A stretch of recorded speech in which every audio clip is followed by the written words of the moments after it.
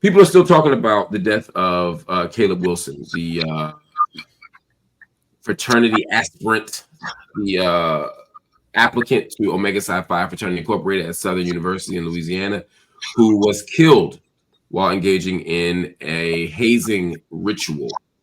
We did a full sort of deep dive on a lot of this. Dr. Lindsey and I were here along with the great Lawrence Ross talking about this issue, but more has happened since. There have been multiple arrests now. 3 people have been arrested.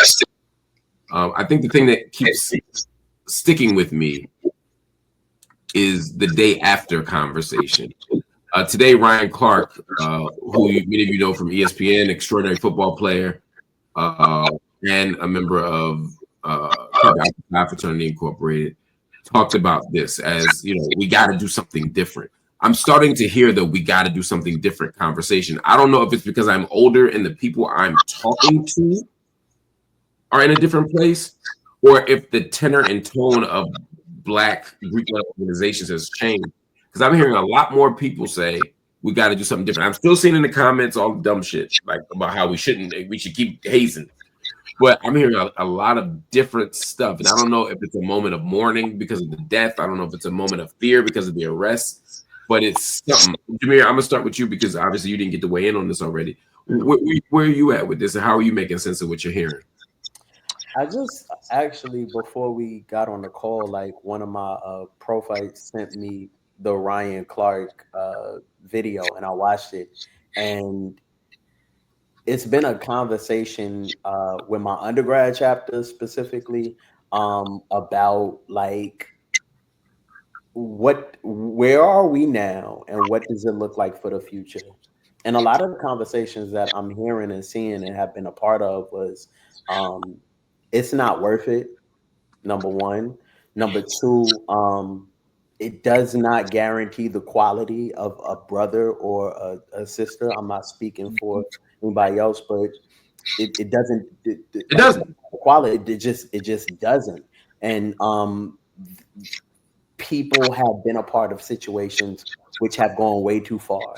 And like I remember and can recall situations where I think back on now, and I'm just like so prayerful and thankful because like thinking about what the possibilities can happen when you have your life put in the hands of a 22 or 25 or 28-year-old. And thinking about that, it's just like, I don't think it's worth it.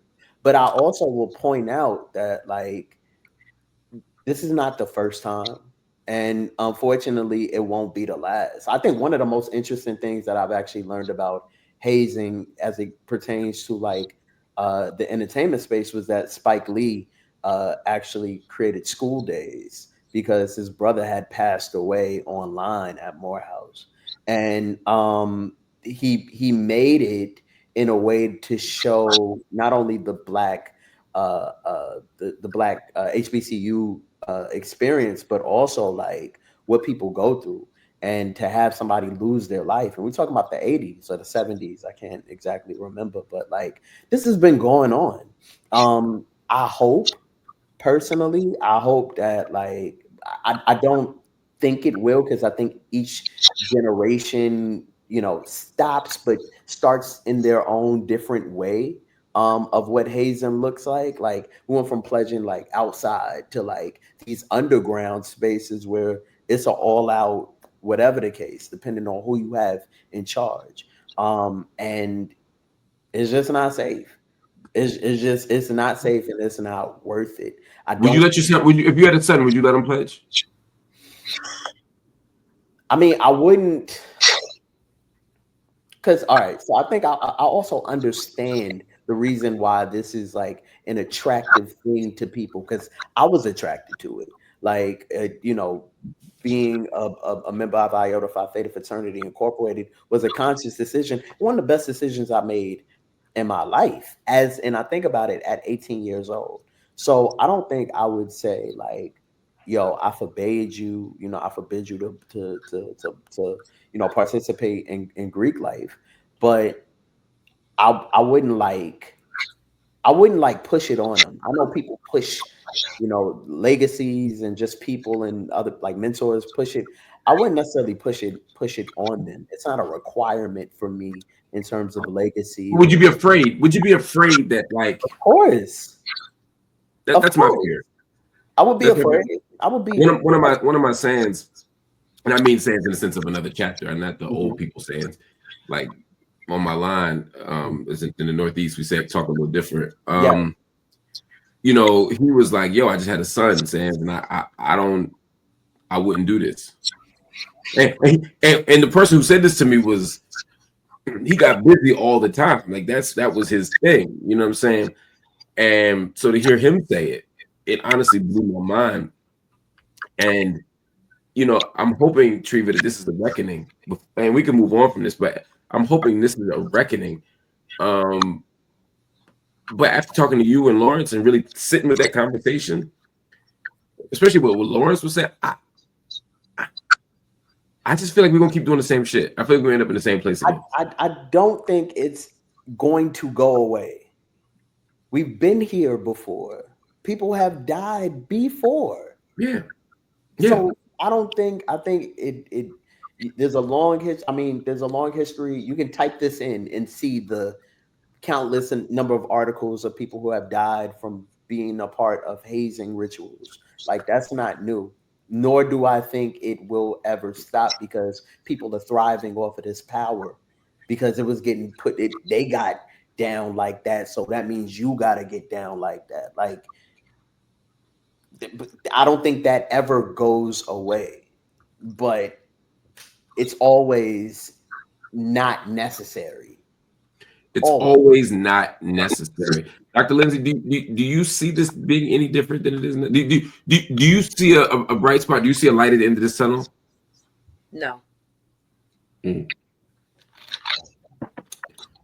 Yeah. I wish I did. I really wish I did. I wish it were different. I wish I could say that we're having, but even though the conversation, it feels more amplified in this moment, it feels like more people, but it still feels like if you go down in the comments or you're responding, it is still like, well, we just need a process, but not like it's all of this couching of it. There is violence. It shouldn't be this much violence. It shouldn't be fatal violence. I'm like, it just strikes me as we'll be here for a moment and we'll hold this for a moment, but we've never held it long enough to change it. It's like school shootings. Everybody has thoughts and prayers and sadness right the day after the shooting, but then 4 months later. And in fact, it gets worse, right? Like, yes. I'm of the generation, right? Like, Columbine is my senior year in high school. So that is like, that was jarring. That seemed new at that moment. And I'm growing up in DC. So like, shootings generally were not new to me, but like some kid came up in the school and shot people. Like, that was new to me at that point. I'm like relieved when a couple weeks goes by and there's not a mass shooting at a school or some kind of other public institution. So the thoughts and prayers always come. Yes. Change has not. In fact, we've moved farther towards a direction where it's more possible for these shootings to happen. And we've instead said, let's just teach our kids drills in case there's an active shooter. Yep. And so we internalize that, I think, in the D9. It's like, okay, we just need to not kill people. We need to maybe revive and think of violence that looks different. Mm-hmm. And across the haze, not just the D9, all hazing. And there's so many organizations that haze. So that's the thing. The bands haze, the chaplains haze. Yes. I mean, it's crazy when you look at these HBCU campuses, for just as an example, like the one that this brother died on, where to join anything, you could be in the math fraternity. I'm not even exaggerating. Like, I know. Hazing is like, culture. It's like, what? And so what I mean by this moment, I don't think holds the kind of like resistance to what has happened in the same way. There's an outrage for sure. And I think it will at the individual level, it certainly might completely shift views of some people. But most of those people aren't involved in pledge processes anyway at this point. Most of the people who are outraged right now have not been involved. And I'm not saying that because they're not financial or not. I'm not even saying it like that. I'm just saying, like, literally, I haven't been involved in anybody's process and I can't tell you how many years, right? So that to me, and I'm the person having a response to that. Same. Your face didn't say that, though. It was a different face, Mark. No. You were literally a DP. Never mind. Relax, Snitchy Von Snitcher Steve. I am the MDA chair. I have the membership training academy chair. I have been the legal above ground process follower. I'm saying you've been involved. I haven't even been involved at that level. I'm not even talking about. I know people think I'm over here being big brother. You know what I mean? What did you call Dr. Lindsey? I didn't appreciate that. I didn't like that. But this case is incredibly sad. Again, my deepest condolences to Caleb's family, the community that's impacted by this. And I'm sitting here. I know what I wanted to ask you. I'm sorry, I don't mean to interrupt you, but you said something. You said his family. His father is a member of the organization. Yeah. As members of organizations, and I hate to put you in this hypothetical, but would that change how you respond to the kind of to any kind of harm happening to someone you care about from the organization? Like, you think you would anticipate a kind of competing loyalty here? Like, I wonder if the father in this case is like, yeah, I know he's devastated. I send all the love and condolences and healing I can. I wonder if he'd respond differently if he weren't a member of the organization. I don't know if that would make me more angry or less angry or more forgiving or more understanding or more like. And the reason I bring that up is partly because if you look at many of the hazing investigation outcomes, and I've been a member of my organization's hazing investigation committee for years. You see something, say something, call me. I have noticed that many of the people who do the calling are actually parents who are members of organizations. So it's the mom who's a Delta or AKA or SGRO or a Zeta that calls and says, yo, somebody's messing with my son. And not just in my organization, in all organizations. So I guess so there's a way that being in it makes you more sensitive and hyper aware of it once it's yours. Of course. But I wonder if it makes you more forgiving. Like, look, out of the haze, not me. I'm saying, like, if I'm that parent and I'm like,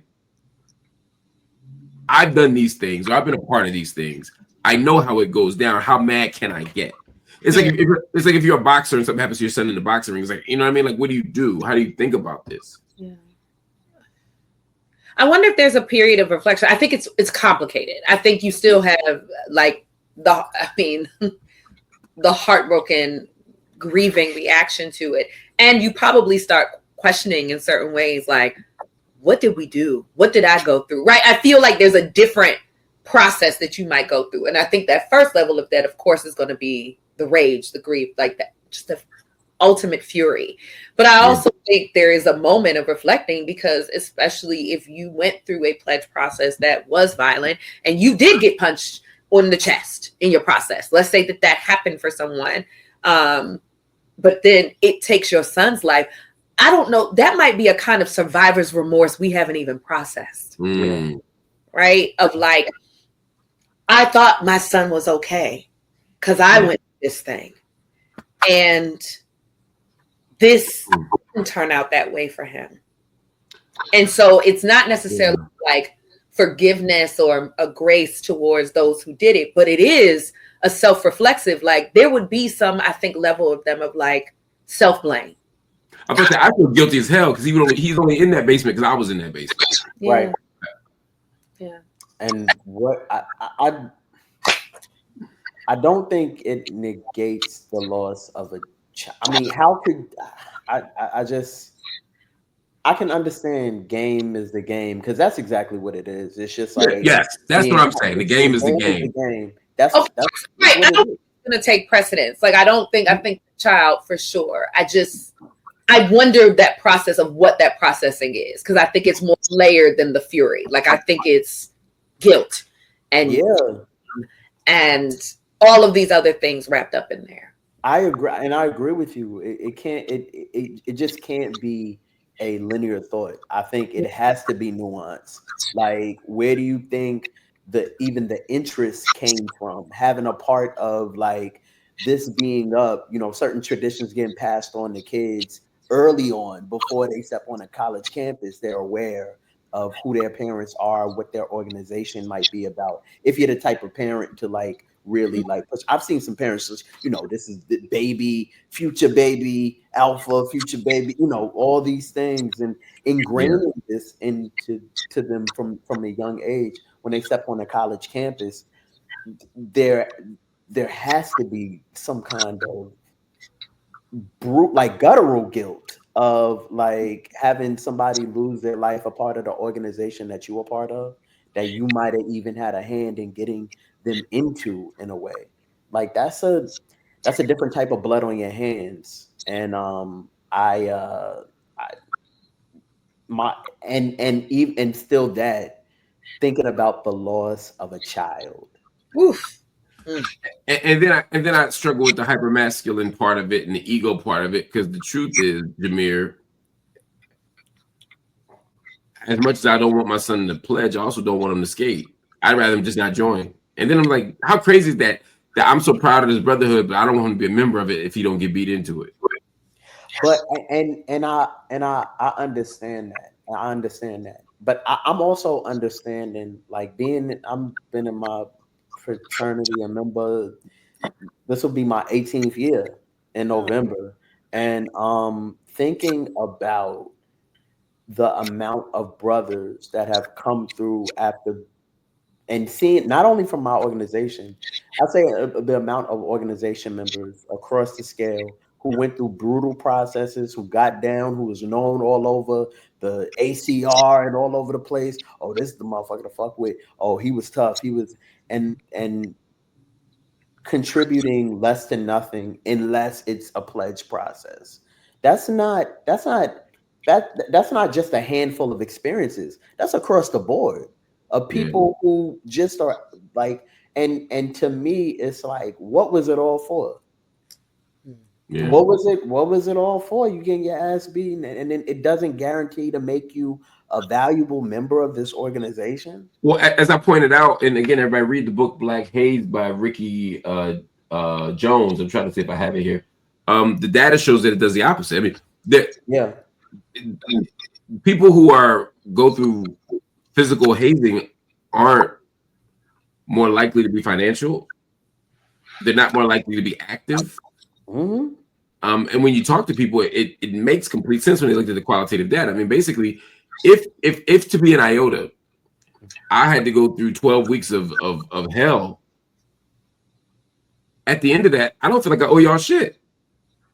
For real. Whereas if I come in not having been beaten, I'm still in the zone of I want to be valuable. I want to prove myself. I want to show y'all that I deserve to be here. I'm gonna jump into this program. I'm gonna jump into this activity. Mm-hmm. But when you go through the physical hazing, you did the proving. Your proving was in the cut. Mm-hmm. I mean, to be just proved with it, like when I crossed, I didn't feel like I owed Kappa shit. Mm. Now I happen to be an active member. Mm-hmm. But Lord, I get why people don't. I get why people say, "Look, I'm a Delta, and I love Delta." And by the way, the emotional, affective connections to the organizations are high among people who get pledged, right? Mm-hmm. You almost have to be after all that shit. I mean, that's a trauma response to me, but like that makes sense to me. But like, if I didn't elect to be a Delta, no, I didn't come to the meeting, but my ass was at the meeting every night. Mm. You know what I'm saying? I don't owe y'all shit. And that idea of I don't owe y'all shit, for me, is the point, and I think that undermines the thing we're trying to do.